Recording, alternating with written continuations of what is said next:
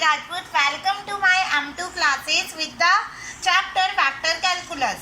तो चलिए स्टार्ट करते हैं हम आज का new lecture with a new topic line integral. मगर इस टॉपिक को स्टार्ट करने से पहले प्रीवियस लेक्चर का एक छोटा सा रिवीजन ले लें। प्रीवियस लेक्चर में हम लोगों ने 4 टॉपिक्स कंप्लीट कर चुके हैं, gradient, D directional derivative, divergence और कर्ल। उनके सारे न्यूमेरिकल और थ्योरी पढ़ चुके हैं। अब चलते हैं हमारे नए टॉपिक की ओर, लाइन इंटीग्रल। और इसके बारे में आज के लेक्चर में हम पहले थ्योरी पढ़ेंगे, फिर इसके न्यूमेरिकल्स हम लोग क्या करेंगे, सॉल्व करेंगे। तो चलिए स्टार्ट करते हैं लाइन इंटीग्रल से। सबसे पहले लाइन इंटीग्रल होता क्या है? लाइन इंटीग्रल को हम सिंगल इंटीग्रेशन से क्या करते हैं, सिंबॉलिक करते हैं। मतलब जैसे 3 टाइप के इंटीग्रेशन पढ़ते हैं ना, सिंगल इंटीग्रेशन, डबल इंटीग्रेशन और ट्रिपल इंटीग्रेशन। तो single integration is nothing but it is called the line integration या लाइन इंटीग्रल।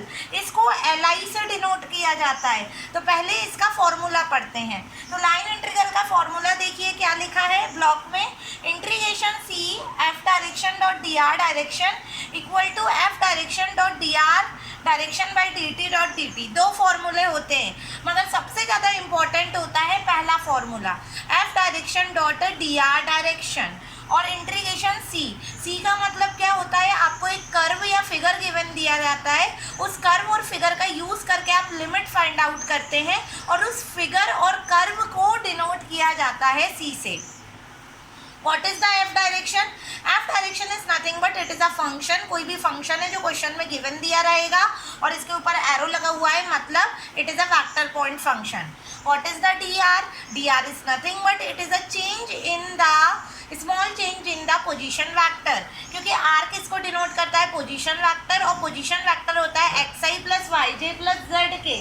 यदि आप dr निकालते हो तो dr में, जैसे r में xi yj zk है, तो dr में dxi plus dyj plus dzk। बस पुट करके उसको इंटीग्रेट कर दीजिए तो आपका लाइन इंटीग्रल आपके आंखों के सामने आ जाएगा। बट एक बात ध्यान रखिएगा, आप जिसके रिस्पेक्ट में करेंगे आपका फंक्शन पूरा उसी के फॉर्म में होना चाहिए।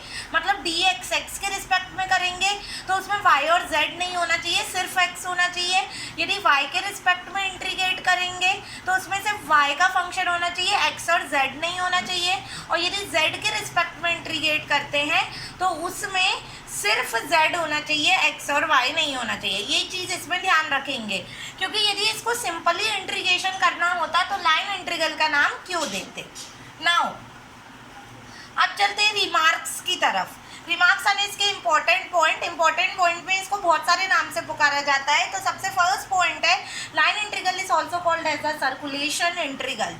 कभी भी क्वेश्चन में सर्कुलेशन इंटीग्रल की बात की हो तो आप समझ जाइएगा line integral, same formula. Second है लेट, अब इसको सॉल्व करने का तरीका, यदि f आपको फंक्शन दिया है f1i plus f2j plus f3k, that is called the vector point function. और where f1 f2 f3 is nothing but in terms of the x and y। और dr क्या होता है, dxi plus dyj plus dzk। Put in the line integral formula f dot dr, ये होता है।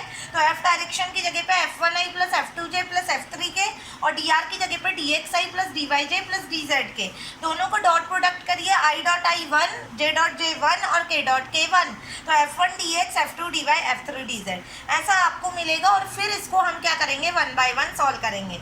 मगर x के रिस्पेक्ट में सॉल्व करेंगे तो x का फंक्शन, y के रिस्पेक्ट में सॉल्व करेंगे तो पूरा y का फंक्शन और z के रिस्पेक्ट में सॉल्व करेंगे तो पूरा z का फंक्शन। ठीक है, नाउ अब चलते हैं थर्ड पे। थर्ड, लाइन इंटीग्रल के और अदर फॉर्म होते हैं। जैसे आपने f डॉट dr पढ़ा है और f इसमें वेक्टर पॉइंट फंक्शन है।